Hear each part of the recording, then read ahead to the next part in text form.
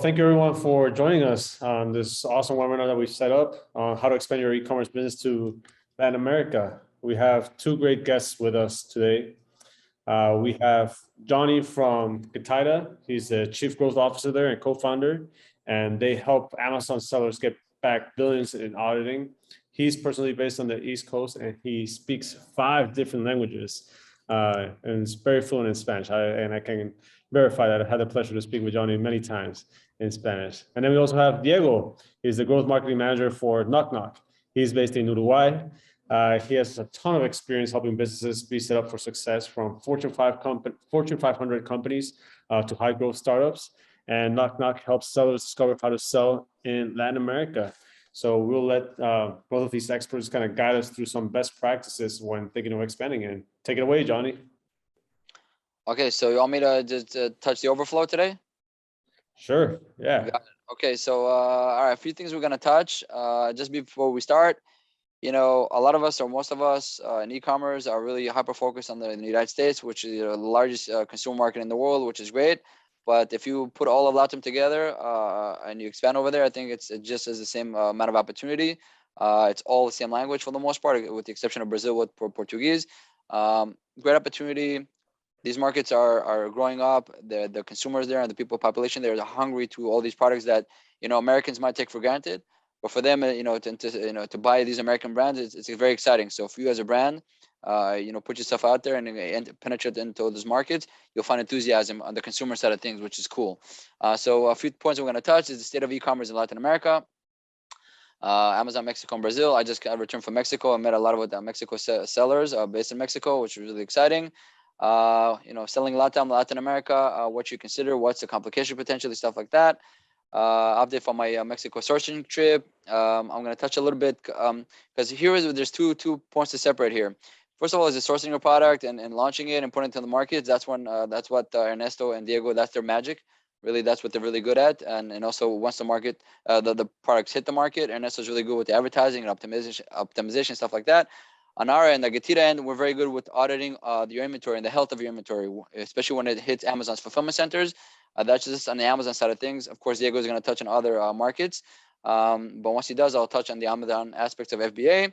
Advertising on Amazon LATAM, I believe that's more on you, Ernesto, correct?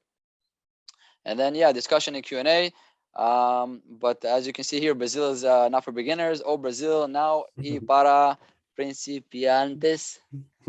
This is from Antonio Carlos Jobin or Jobin. I'm not sure what I see over there, but I don't speak Spanish. It doesn't apply to all 3 of us because I think we all speak Spanish. But for the ones of you who don't, no worries. We have a nice team here that will explain to you the ins and outs of things. So let's get started, Ernesto. Take it away. So again, you have. All right, I'll take it from here, I think. Thank you so much, Ernesto. Thank you, Johnny, for the intro. I think you did not expect to do that. Johnny got mixed up on my slides there. No worries. Anytime you need, no worries. Go ahead. Quick on his feet. So I'll get started by talking about the opportunity and the basics of Latin America and what you need to know to actually get started. So first of all, let's talk about what the opportunity looks like. So for starters, it's a $49 billion market that you probably are not tapping into, with over 465 million consumers that you could reach potentially. And what's more interesting is this is growing year over year quite a lot. In fact, actually last year was above 21% of e-commerce growth. So this has a tremendous impact on the opportunity, which is because it just means that this continues to grow. Please, if you can move to the next slide. Actually, this growth was basically led by the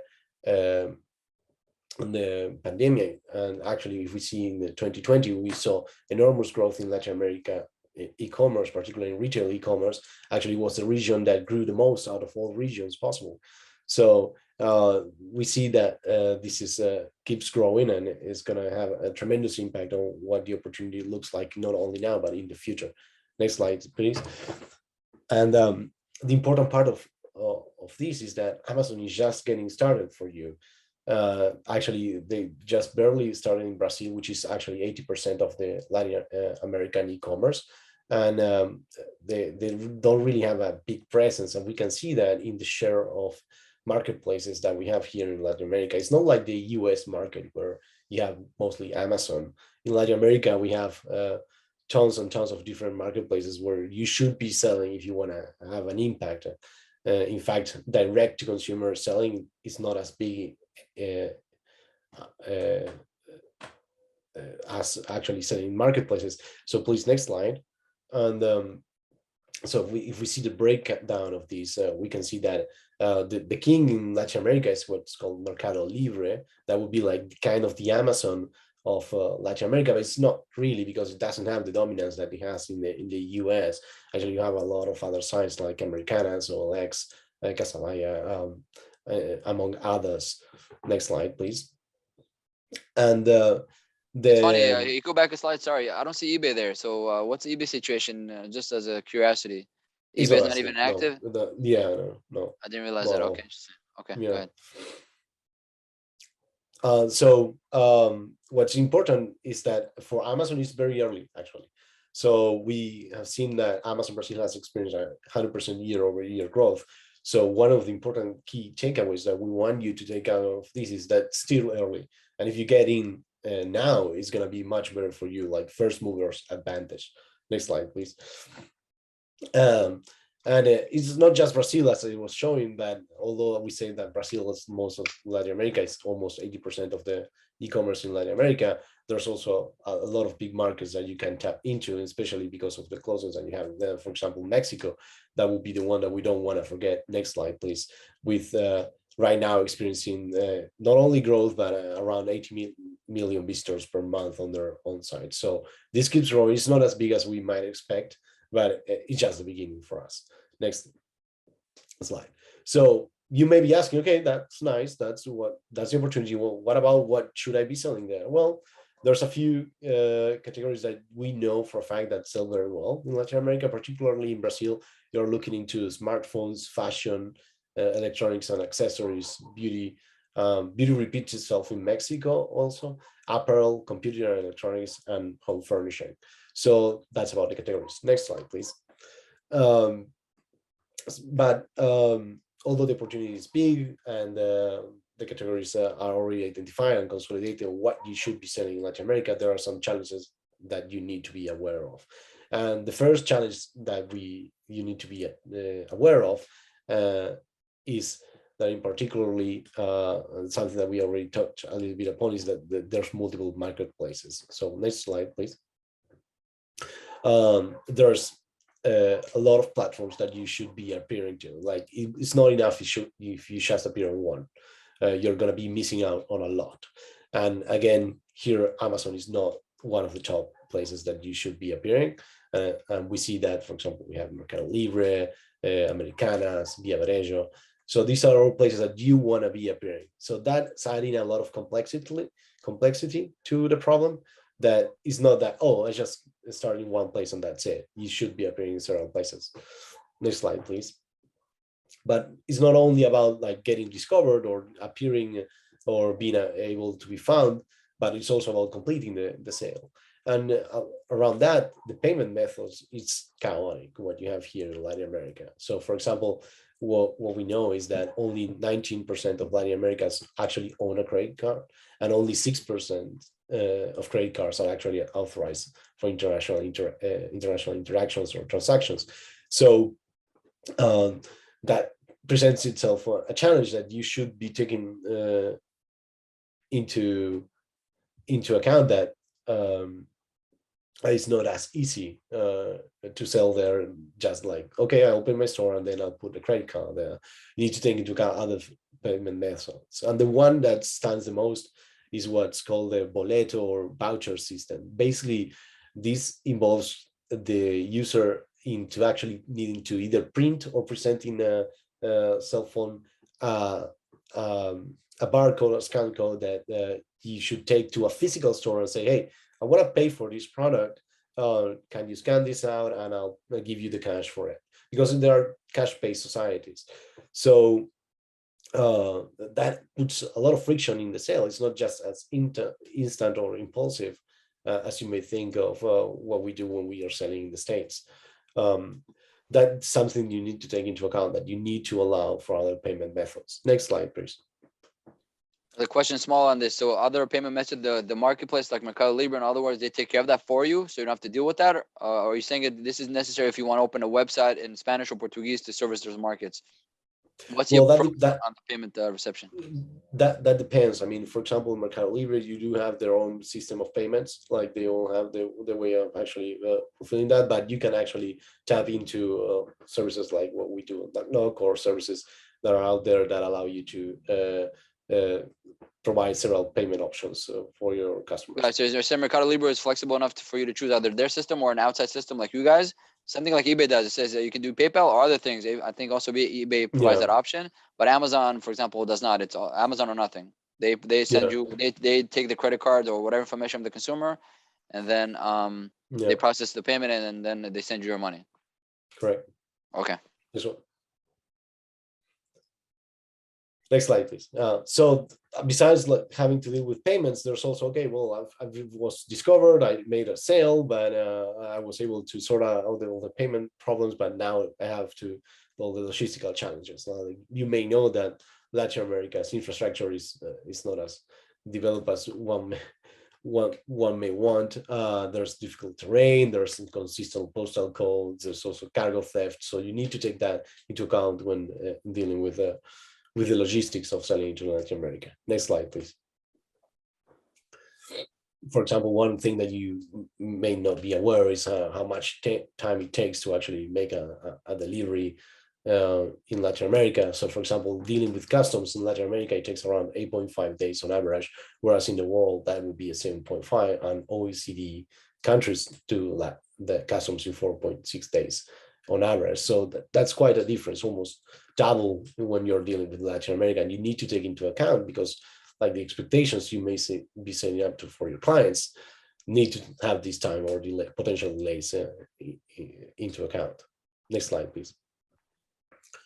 So for all of these, one of the key things that you need to do is just trying to be able to build trust with your buyers. In Latin America, it's a very family-oriented or friend society. We're not as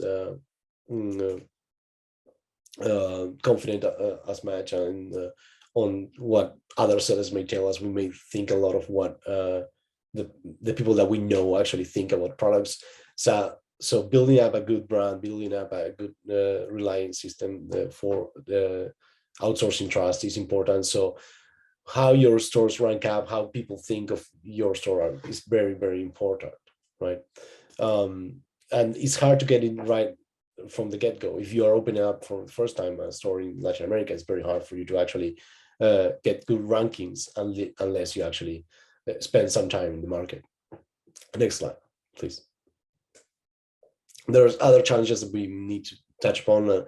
Obviously, the one that's very obvious is that you need to provide not only your listings, but also your support in other languages. And obviously, you're dealing with two different languages here, Spanish and Portuguese. If you're going to Brazil, which is 80% of the e-commerce market, that's Portuguese. And for you to get access to the rest, you also need Spanish. So you need to take that into account. Then cancellation and return policies is not as easy as getting something back in the States, setting up legal entities, or just the fact that besides getting into the stores, you also need to stand out on the marketplace. And standing out is not as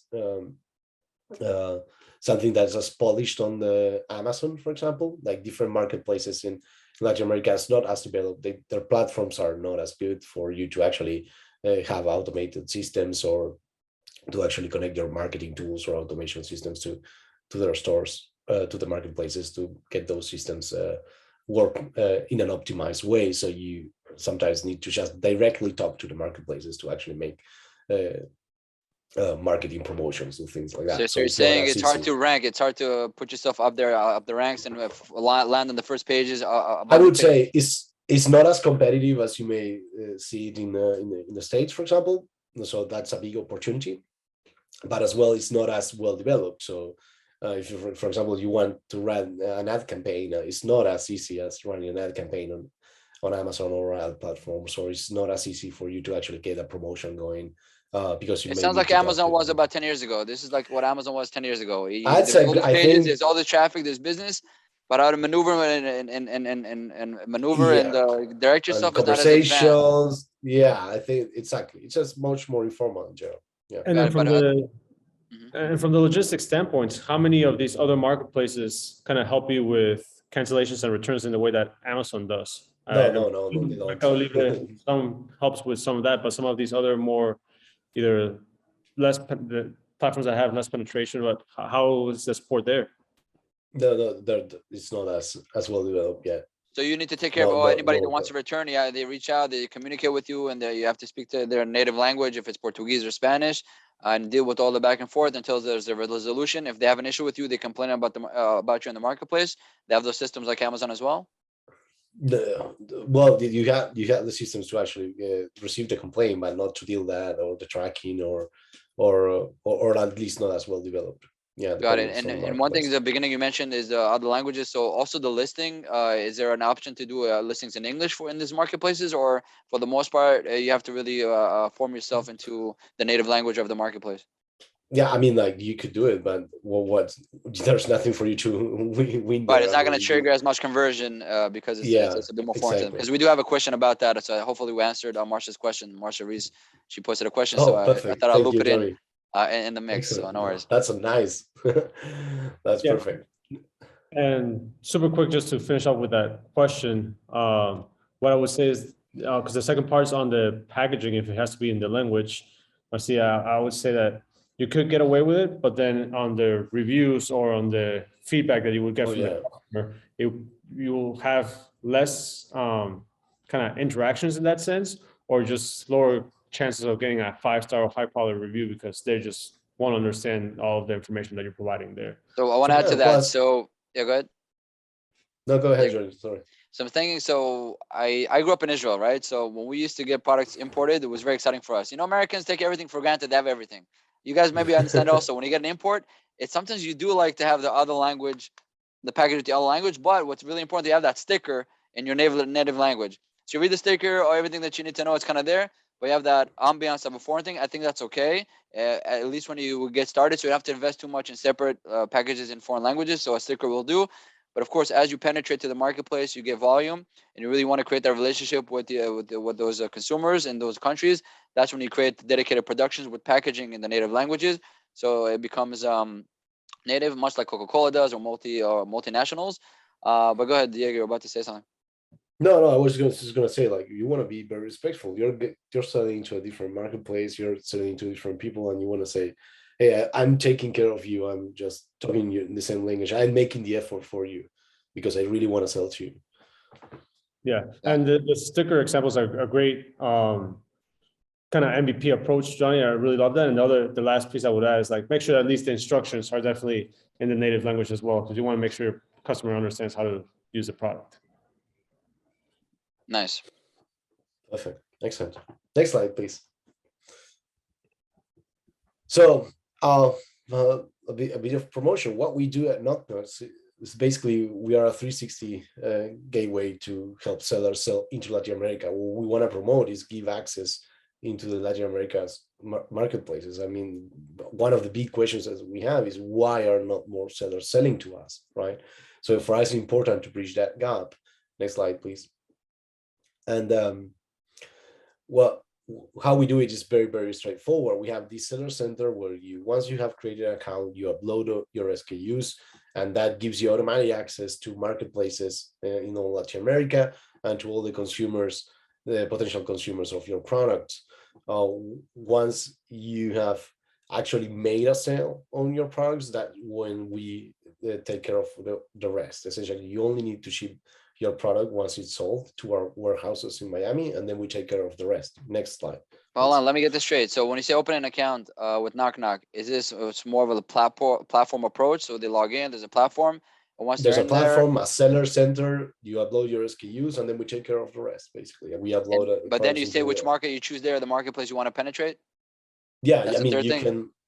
we can discuss that. You work with an account manager to decide what products you want to in. You get also some recommendations of what's good to sell, what's not good to sell. We'll do some curation, but in essence, eventually what you get is access to all these marketplaces, and you upload your SKUs. They get uploaded to marketplaces, and you, until you make a sale, you just don't care what happens there.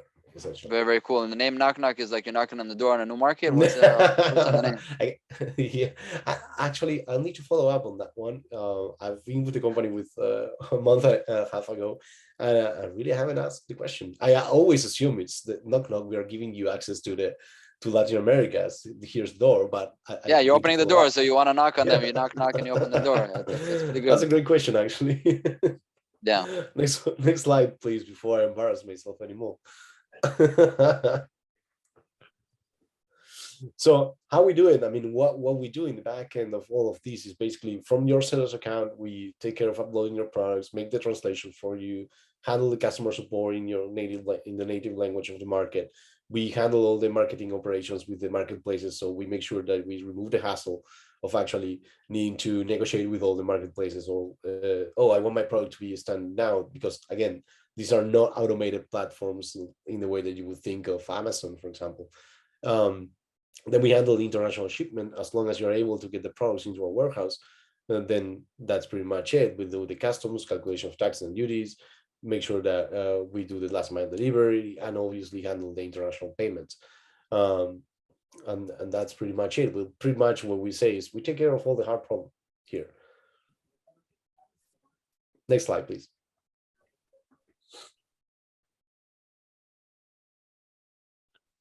And how we do it in the end is basically we have these huge mega stores that are under the NocNoc brand, where we actually promote your products. And what that allows you to do is very quickly get promoted and to the top of the stores, because since we have already all this history with all these best-selling products with mega stores with over 650 million visitors in different 15 local marketplaces, what that allows us to do is guarantee that you get to stand out with your products, and that you'll get seen, you'll get discovered, and you'll get sales. And that's pretty much what we do at NocNoc.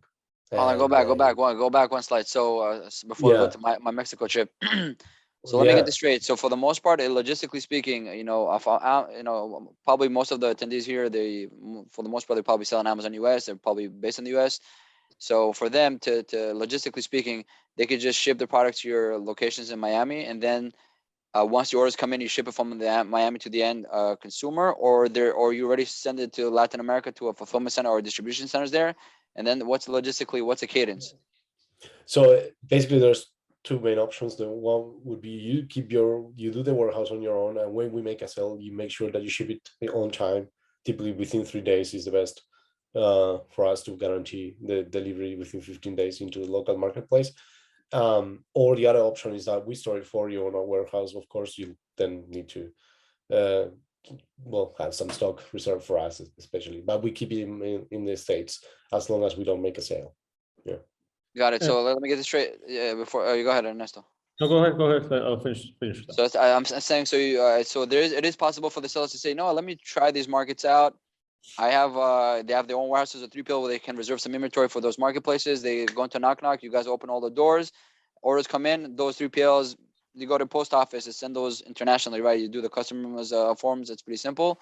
And that's where you see the rhythm. And if it's good, they can upgrade and reserve stock by your places. You guys make it even easier, faster. So they get better traction, better conversions, because you can have probably faster shipping to stuff. But is there more escalation beyond that, or that's kind of the maximum escalation in terms of? The top level will be our best customers end up integrating via API, right? So in the end, what we have is a platform that allows you to do this all programmatically. So all your products through your ERP or whatever system you use internally get uploaded into the seller center. We upload that into the marketplace, and that goes automatically through our systems. When we make a sale, we tell you we made a sale, and that goes back and forth until we make the fulfillment of it. But that's obviously where we want to get every customer, of course, but that's the ideal. But once again, with logistics in terms of inventory and management, I know the having something to manage, it's the next escalation point. But let's say I do really well in some of these marketplaces, or even all of them, and now I want to change the game. I want to really penetrate into Latin America. Is there an option to really ship from China? Let's say you should source from China for the sake of the example. Is there an option to source from China straight in and logistically transition those units right into South America? You guys have that logistics capability or That's a great question. The problem with sourcing from China is that you get more delay on your deliveries typically. So that already puts you on stop. That's what you showed earlier. Those receiving times are when you do imports. Yeah, so typically you would say like 15 days from the US tops, and then you get 20 days from China. And so if you were to source from China, you at least need to work through the a different expectations, work with different expectations from your customers. Some customers, depending on the type of product, would be able to just wait a little bit longer, especially if you're competing on price, which would be probably the type of products that you be sourcing from China and sell directly into Latin America. And actually for that, what we have is separate types of management and process for both markets, but we can handle both. Yeah. Got it. So Ernesto, you want to say something? Yeah, last question before transition over to you, Yanni. Diego, great job. Thank you for information. In one of your earlier slides, you mentioned that Mexico has better opportunities in some categories, but still in others. So if I come to you, NocNoc, as a seller, and I have a product and I say, hey, well, it's under category, I don't know, pets. Would you then be able to recommend like, hey, yeah, we can publish you to all of our marketplaces, but actually you should start with this 3 or these 5, given that you only have so much marketing spend? Would you help with me in that sense as well? That's a great question. And typically what we do is when you sign up to NocNoc, our account manager connects with you right away, and they work with you towards recommending you what products from your product catalog you should be selling, what price point. They also make recommendations, say, hey, if we could put this price or put this discount, we can negotiate new promotions with the marketplace, and that will assure you or will help you get more sales here or there. And also we do some competitive analysis on the products and say, hey, this is a good product. We think at the price that you're selling, this may not be a good fit, and so on. So essentially, yeah, we do create the experience a lot because we want to make sure that the sellers, when they come in, they do sell, right? That's our goal. Awesome. Nice. Yeah. So Marketplace Fit Consulting. Yeah, I love the name. Yeah, take a note of that, but it's all good. Yeah, I just Johnny, how was Mexico? Tell us what you learned. Okay, so Mexico, wow, it was awesome. It was just an amazing trip. Mexico. I was in Mexico before. I was in Cancun. It was amazing. It's its own universe, but it's quite different. It's more leisure and pleasure. I finally got a chance to go to Mexico City. Huge city, hustle bustle. These guys mean business and big time. So it's really exciting to see the business side of Mexico and the capital city. So this is here is a picture from exactly a week ago on Tuesday.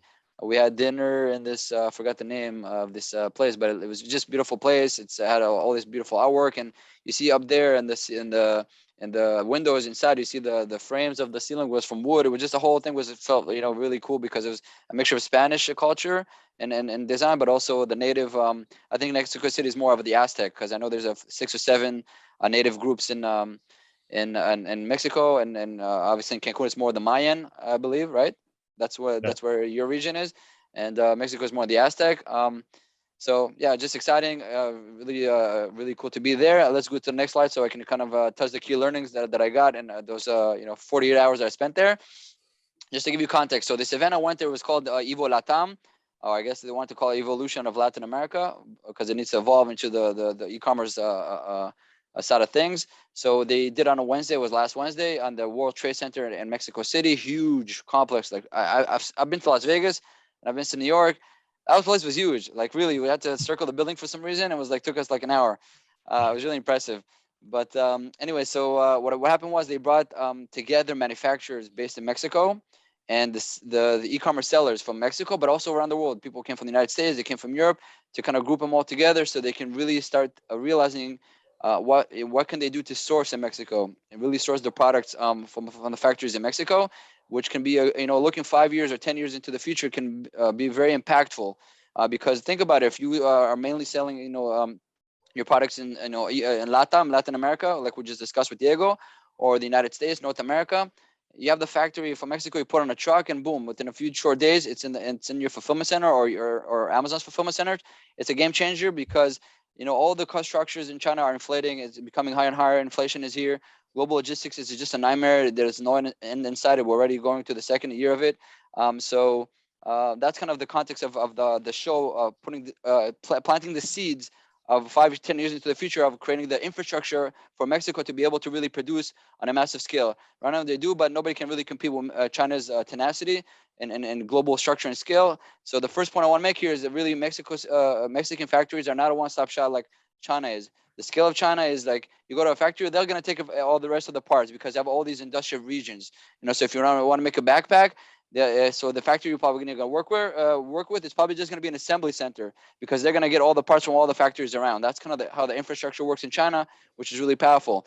That doesn't really exist so far in Mexico. So you're going to talk to one factory that can be your assembly center, but you're going to have to kind of reach out to other factories around to get the parts, the zippers, the buttons, if you're making a backpack and stuff like that. So that's one thing to keep in mind, but it's still possible. You have those factories, you just have to kind of put them all together like a symphony.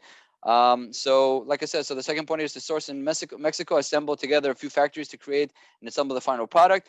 But of course, if this is too much of a hassle for you, you're not as sophisticated, for like some other big brands, for them, it's not a problem. Sourcing for them is like a second nature. They're really used to go, reaching out to all the factories and parts, and they actually enjoy that. That's kind of their forte, creating brand new products.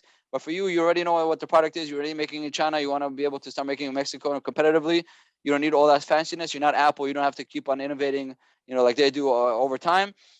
There's agencies that can help you source and do all the maneuvering for you. So it's like one-stop shop. So I've seen them at the show. They're there. They're helping. They're creating all that infrastructure for you.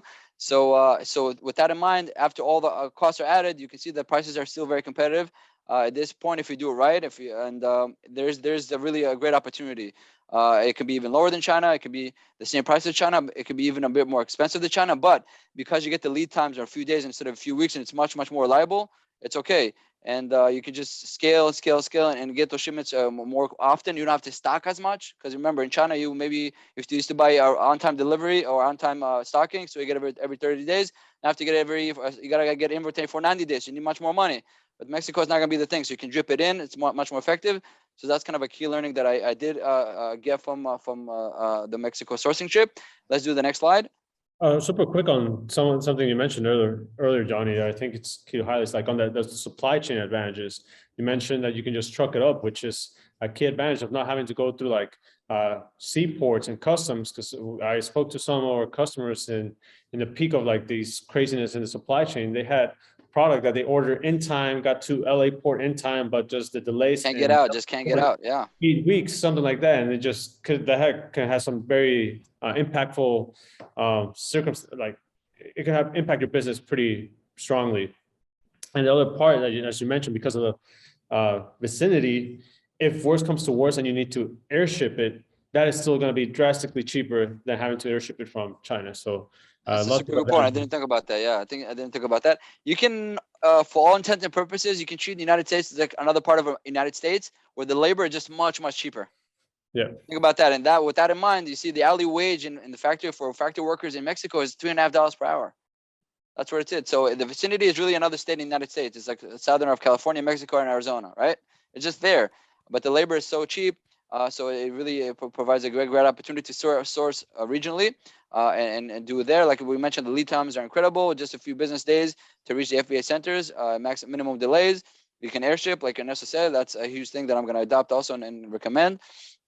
It's very easy and cheap to go visit there, right? You go visit Mexico, once again, it's just another state.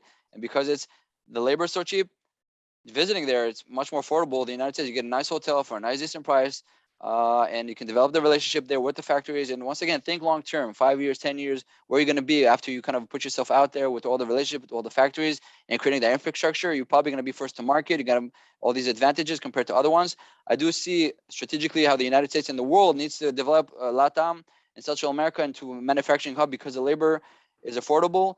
the intelligence is definitely there. Just they need to be pushed because China is creating its own market domestically, and they care less and less over time about exporting because they have their own domestic market where they can just sell their own products to their own people, and they don't really have to serve you. So that creates a pressure for other companies and brands around the world to find a new manufacturing hub. So hopefully LATAM will have that opportunity. But of course, visiting to Mexico, the culture is great. It's colorful. And like the bonus is the food is really good. So I hope you like spicy food also. So keep that in mind. And quick question there. I mean, Johnny, you had the advantage of being polylingual, so you got around with Spanish no problem. But for anyone that joined you on a trip that only spoke English, how easily do you think it was for them to get around? And do you see that as Mexico City is very educated. It's a business city. It's good, and they understand a lot of hand movements. I saw. So they understand English, but a lot of hand movements, so you get by. When you go more to the remote places, maybe Monterrey, places that are more industrious but not as educated or as commercialized as Mexico City, you can just take a translator, and it's cheap. It's affordable as well. On the show, by the way, there's people with orange shirts or the translators. So anytime you need, you call them. They just help you free. It doesn't cost anything. The desire to help is there. It's already embedded into the culture, so you should be able to get by. Yeah, on a personal, I had to learn Spanish. It was not my native language, but many words are kind of they resemble English. That's what it was easy for me to kind of pick up the language. So you should be able to get by. I don't expect an issue. Much easier than the Chinese. Let's put it this way. Yeah. Okay. Yeah, so a few points after you made all these headaches of sourcing and products and really putting it into the marketplace, and especially you're going to put in Amazon Mexico and their fulfillment centers, or you're going to put in Brazil and Brazil's fulfillment centers. You got to kind of keep in mind that you still have issues with FBA with Amazon. You're going to have to kind of reconcile. That's a universe that GETIDA we live in that we can help you with. So one thing to keep in mind when you produce your products, whether you source in China or Mexico, make sure that you can make your product as small and light as possible, because think about it for a second. When you sell to regular stores, you need to have nice shiny boxes and packaging because you're fighting for the shelf. So that's when you want to arm wrestle the rest of the product. That's when you go to the supermarket, you see the potato chips is huge, it's shiny, it's beautiful, but it's full of air. Why do you think that is? Because it wants to stand out, against the next brand. So when you're selling online, that air that you can have a potato chip bag, it's not useful. You don't need that because you're going to pay for storage and global logistics. So keep that in mind. So the way you sell when you sell online is through the listing. That's your digital shelf. So it needs to look beautiful. The language needs to be very understandable. The copyright needs to be good and creative, especially when you're going to deal with foreign languages like Portuguese and Spanish. So that's how you scream and shout to the consumer, add me to cart and buy me. But once they get the product, they're okay. They already want to use it. They want to use it. You don't have to sell them again with the big packaging. So keep it light, small, have that strategically into your SOP, to your standard procedures. So you save a fortune on all this shipping air. It could be heavy, too heavy. So don't use a hard, heavy materials, or it could be very large in dimensions, just catching air, and you're just paying for that for no reason. So here's like two examples, right? So if you want to sell a football, I know it's a very popular sport in futebol in Brazil, let's say in Portuguese, I think. You have two options. You can ship your balls inflated, it's full of air, or if you do it deflated, it's much more squeezed in, and the cost structure will be totally different just to get it there. And also, as Amazon holds it there, it's gonna be much cheaper. Same thing for these pair of jeans. You can roll it all up. It takes a lot of space. You can keep it up or roll it all in, and it's much just more efficient and affordable. So keep that in mind strategically, and especially with FBA, because if they're overcharging you with fees, it could be very, very costly. You can lose all your margin. So we have a system and technology where you can give us all your wedding dimensions. If Amazon ever has the wrong data and starts to overcharge you for wedding dimensions, we're going to catch that. We're going to open cases to make sure that they fix it, but also get you refunds. So we have these capabilities and technology for that. Just keep that in mind. If you use the FBA system, let's do the next slide. There we go. So that's like I said, you can do it yourself. You can just have a spreadsheet where you always have to kind of compare the wedding dimensions that that you have, and then what Amazon thinks it is. Or if you use GETIDA, we can just help you do that. And of course, if you find a discrepancy which is not in your favor because of that, Amazon's overcharging you, you got to take the action. Let's do the next one. Okay, but here's just a general case study of other stuff that we look into. So high level, just to keep it simple, once you ship your products to Amazon's fulfillment center, your inventory might get lost, damaged, destroyed, disappeared, disposed, or overcharged with fees, all these elements. So our technology keeps on tracking that.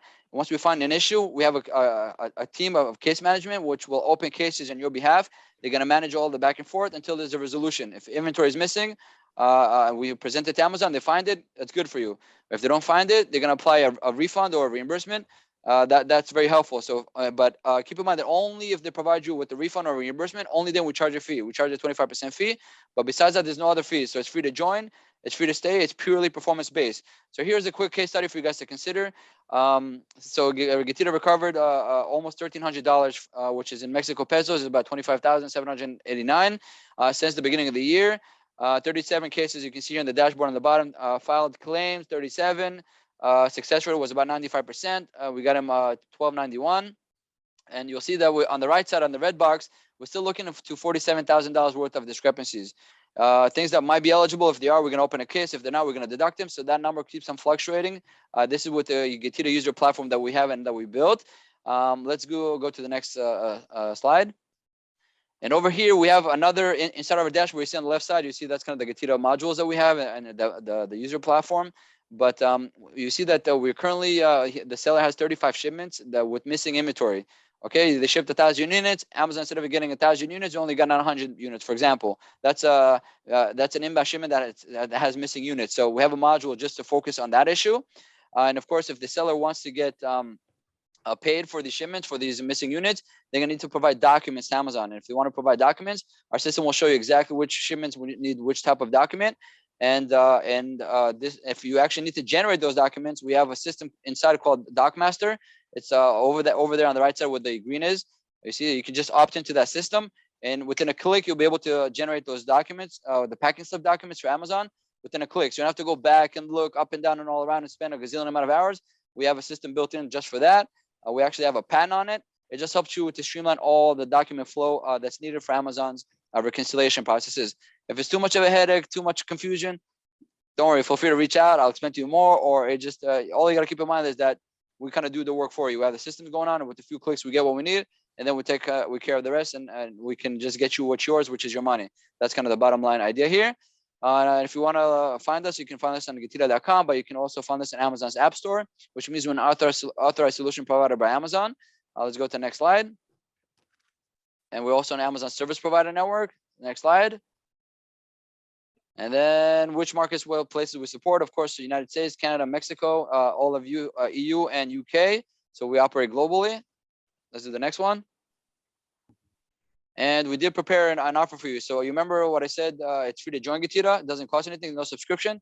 Not only that it's free to join, if you want, we prepare an offer for Mayan followers and anybody that's here. You can just visit GETIDA.com/Mayan. And the first $400 we're going to get for you in refunds and reimbursements is going to be free. It's not going to cost you a penny. So this is a guarantee for, giving us a little bit of your time. We're going to get you $400. It might take us a few days or a few weeks, but you're going to have $400 extra in your pocket. After $400, if you want to leave, you can leave. If you want to stay, you can stay. Whatever it is, we'll be happy to help. Let's do the next slide. And that's it. This is all you. Awesome. Great stuff, Yanni. Thank you. And definitely don't forget to take up those free $400. So we'll quickly touch on some of them. Advertising considerations to take if you're looking to expand to Latin America, primarily through Amazon. Some of these recommendations would be applicable across the board, but right now we're speaking specifically for Amazon. So the first key thing that you want to do, and it's not only in your advertising efforts, but this is really in your listing as well, and this is where NocNoc can definitely help, is you want to not translate, but really localize. So Johnny gave a good example. In Latin America, we call it football or fuchibol, which in the US would be soccer. And if you try to take your listing, let's say you're trying to sell a football for like American football, and you just take football ball and translate it, you might get a football ball, and it's like a completely different product that you're selling or advertising for in Latin. And that is a word that is ubiquitous across Latin. Now, if there's some specific products, let's say you're selling straws in Latin America. Well, in some markets, you're going to want to call, like you see here, you want to call it popote, bombilla, pitillo, sorbete, and you really have to be careful because what one word means in one country might mean something, inappropriate or sometimes vulgar in another. So that's why like papaya. I learned what papaya means in Mexico. I learned the hard way. I'll leave your imagination to it, but go ahead. Yeah, we lose double entendres a lot here in Mexico. And then other key considerations to make as you expand your presence and advertising efforts across LATAM is to measure and really see each market as its own. So if you're coming from the US and going to Mexico, you're very likely going to experience different cost per clicks or CPCs for the same kind of quote unquote keyword. And you should just understand that that's going to be the name of the game. It's kind of like what comes in this space. With that means you should also not expect the performance to be equal in all of the marketplaces. That's where the optimization comes in. Really have to figure out what works in Mexico versus what works in Brazil versus what works in the US, or with NocNoc, what works in these different marketplaces. And you're going to understand that, hey, you know, my expectations for my return on my ad investment should be different.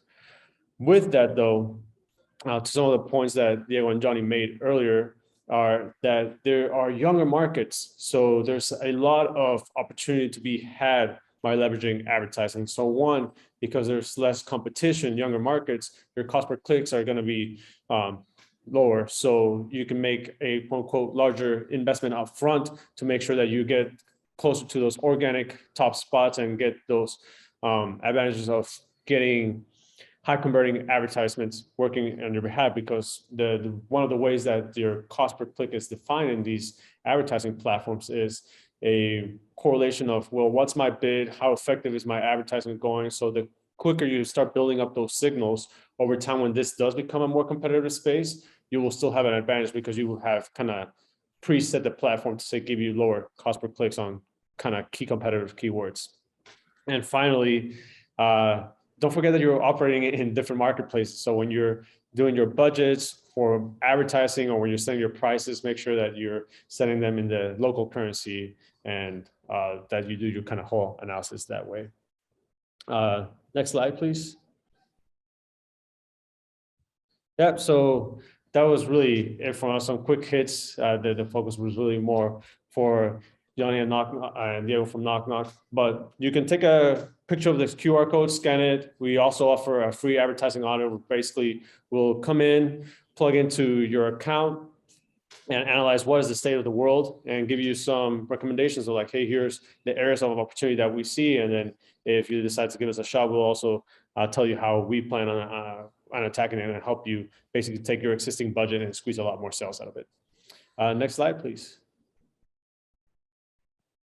So again, thank you, gracias, obrigado. Ernesto, co-founder and CEO of Mayan. We have Johnny, CTO and co-founder of GETIDA, and Diego, growth marketing manager at NocNoc. Here you have our emails or socials where you can follow us, and we'll now open up the floor for questions. We do have some that have already come in, so I want to make sure we get to those. So one of the first ones that I saw, and this is more from the manufacturer's side. And Julia, if you actually be so kind to let Marcia speak, I want to make sure we're understanding her question correctly. So it says, how do we manufacturers need to handle IT when selling to South America? Is IT or IP, intellectual property? IT is IP, more like, yeah. I think that's the IP, the intellectual property, right? The trademarks and everything. Yeah, so that's what I want to verify, because the question did said IT, but I think it might be IP. So yeah, the moment you see trademarks and patents, stuff like that, it means IP, intellectual property. Yeah. So how do you handle it there? What's the protection measures? What is the environment like in terms of IP in Latin America? You want to take it, Diego? Yeah, I'll take it. I mean, so it's important to understand where are you coming from in terms of what the type of sale that you're making. For example, what we're doing is cross-border e-commerce, actually, right? So it's not the same thing as if you were to actually open store shop here in Brazil and say, hey, I'm now representing this brand, in which case you may need to renegotiate or think about IP or brand and so on. But when you're doing cross-border e-commerce, you're actually just buying from other country, right? So there's no problems there directly. I mean, we may find some issues from Mercado Libre. They may, because like big brands can negotiate especially exclusive agreements, and they may not like it that you have that in place. from cross-border, but in essence, you shouldn't find any problems as long as you're able to sell in the States properly. If someone buys it from the exterior and is making all the imports in the correct way, or just use the franchise, the opportunity that certain governments allow. So let me spin this question a little bit, just to spin it a little bit. So that's understood. But what if you start selling them, you're very successful, all of a sudden you have all these copycats imitating, copying your product, even some of your name brand or your trademark. What's in those markets? So what's a protection measure? You complain in the US, you complain in Brazil. Where do you complain? How do you fight that? I mean, like, so for example, the way if you start getting copycats in Brazil or in Latin America in general, it would be because they are being sourced from the country itself. And that means that probably you're getting outcompeted in price quite a lot. Specifically, we see these in big industries like clothing or things that can very quickly spin off a copycat, right? I don't think there's actually any practical measures that you could take, really. In essence, that you could find it out. You could go to government, you could go to agencies that they can themselves do that, but in the end, you're getting outcompeted by something that you cannot like remove from the market, like, which is like people want it, that they are making it themselves, they're making it cheaper than you could actually offer it. They just make it, if they make their own trademark and brand, they make it cheaper, that's fine, that's fair competition. The unfair aspect of it is that they use your artwork, they just use the same images, different product, they just use your images, right? That's copyright, right? That's a good point. Well, we have found that people in Latin America are very sensible to buying copycats. Like if they are buying it, they either know they're buying it or they will return it if they find out. We see that a lot with China in particular, for example, like they don't want it, and we even find out that's our hardest challenge. But let's say you're selling on Mercado Libre online, and if somebody copies your listing and everything, is there a way for you to reach out to Mercado Libre? Yeah, you can so they reach take it out off? To Mercado. They will take it off. I'm the brand. I have the used trademark in the United States. This is my brand. Take it off. Mercado Libre is much more strict than Amazon, for real. Like, okay, good. That's good to know. They're very hard. Yes, they're really like. And Mercado Libre is Brazilian. What is it? Just for me to. Argentinian, actually. Argentinian, but it serves the whole South America. They are listed in the States, actually. Like they are listed as a public company in the States, but the founding is from Argentina. They are everywhere in Latin America, but specifically in Brazil, that's their a larger population. Yeah, it's the largest population. Larger population, but that's their weakest market, actually. The weakest? For I mean, in terms of terms of market share, like they have, I don't know, if you go to Argentina, it's like the Amazon in the sales, right? If you go to smaller markets as well, but if you go to Brazil is a more competitive one. So what's the top one or two marketplaces in Brazil, as far as you know? Americanas, Beberejo.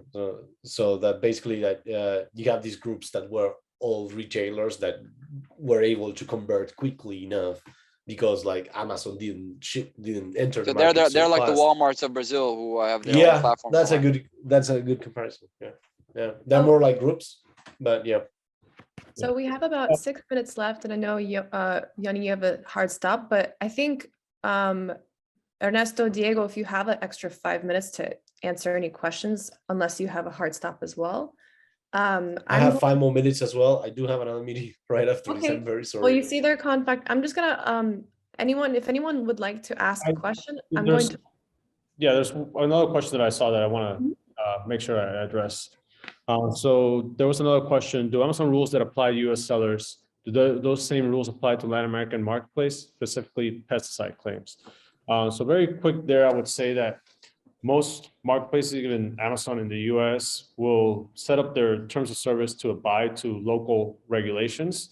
So for this specific example with pesticides, I think it would be a case by case in each of the Latin American marketplaces that you look to expand to understand what are the requirements and regulations. And it's my understanding that's one of the benefits of working with Diego at NocNoc, is that, hey, we've kind of done this preliminary work of making sure, like, what are the boxes that you need to check off in order to be eligible to sell in these marketplaces. So again, that's one of the benefits of leveraging a platform like this.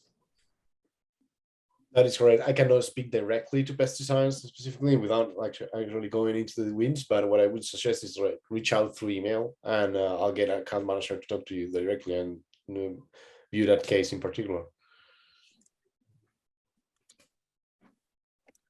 Okay, And go ahead. so super quick now, back to the panelists. You know, I'm a seller. I'm thinking of expanding to Latin America. Are there any key kind of inflection points in my business where you would recommend, like, okay, now is a good time, or should I just go ahead and expand now, given that it's such an early opportunity and there's a lot of advantages to be had? Kind of how should I think about this final piece of? I like the question. Yeah. What's the timing like? Or who? Yeah, I got it. So Diego, you want to hit it first? Yeah, sure. So the question would be, what's a key signal for you to know that you're ready to expand to Latin America, right? Yep. So I can talk about what key signals I look for when a seller comes in, or what I'm looking for specifically the seller. So first thing to know is that, okay, you gotta have a good business already set up. You gotta get your together in the States or wherever you sell, right? If you're struggling already, I don't think it's something that you would look into. I mean, like, you're tapping into just a 10% of the worldwide e-commerce potential when you're going to Latin America. So already it's not going to save you from whatever is going on if you need to be saved. So if you're already doing well and you want to expand, and then you need to see, okay, is it right for me in terms of what do you sell, right? Do you have the right products? Do you have right categories? Can you sell them into the right pricing point for Latin Americans to be able to buy it? Is it small enough? Big things are hard to sell in Latin America because shipping is going to make it very hard, or even customs is not going to like it. Customs in Latin America is very informal.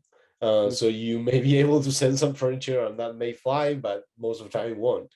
But yeah, typically if something is very big or very heavy, you're going to have trouble. If it's also very pricey, it's going to, like, let's say, ideal products will be like between $50 to $150 per item. That would be ideal most of the time. So let me spin this again. So let's say you do have the market fit, right? Because the market fit is a big question. Yeah. But let's say you solve that question. You think, wow, it's a market fit. So when is a good time to make that move to go out and put that energy into to penetrate into LATAM? I would say, like, if your product is seasonal, like, think about in the same seasonal terms that you would think about in your own country, but like the other way around, like, yeah, seasons go, and then just go for it. I mean, the best way to do it is just granularly, like, start small, keep growing. I mean, there's ways, if you're using NocNoc, basically, like, your friction to get started is zero. You just upload the products and see what happens. If you start seeing traction, then go for it and just move from there. So to keep a simple answer, if you have a good market fit, just go for use it. NocNoc and you're in business. So then you see the results. So it's not too crazy.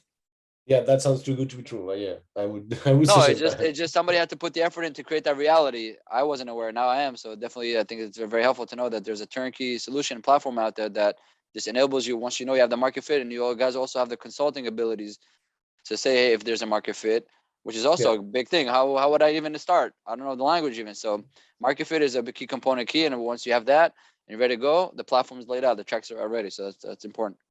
Yeah, thank you, Johnny. Yeah, that's a good summary. Sweet. Okay, so you want to summarize? Yeah, well, again, thank you, Johnny. Thank you, Diego, for the awesome presentation, the awesome conversation. I learned a lot today. I hope the audience did as well. I think it's a very exciting time in the next, decade of what we'll see e-commerce growth happening in Latin America, both from the selling perspective as well as from the sourcing perspective. And I think the key message or the takeaway from this presentation is experiment, give it a shot, start establishing those relationships early on, especially with like the manufacturers. And you just give yourself a step ahead or two of the competition that will eventually look to expand to Latin. So everyone, thank you so much for your time today. Again, thank you, Johnny. Thank you, Diego. And I hope I learned a lot. Have a great day, everyone. Take care, everybody. Thank you, Thank you so Johnny. much. Bye-bye. Thank you, everyone. Mm-hmm. Goodbye. Gracias.